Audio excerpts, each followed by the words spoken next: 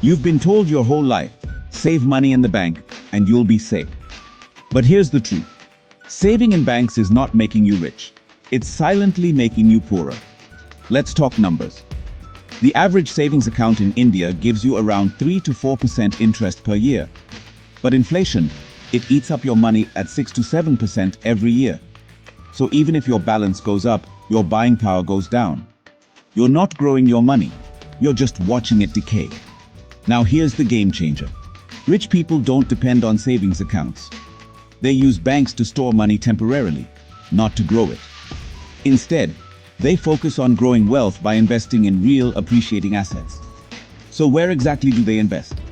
Stocks for long-term capital growth, mutual funds for steady wealth building, real estate for rental income and appreciation, businesses to multiply wealth through systems. These are assets that grow faster than inflation and create real security.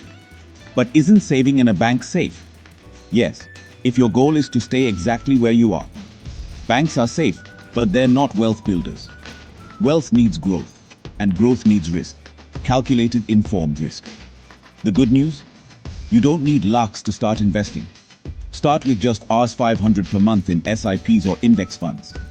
It's not about the amount, it's about building the habit early and letting time do the work. The rich don't save to feel safe. They invest to grow free. If you want to stop working for money and start making money work for you, follow Moneyfied for more no-nonsense money tips.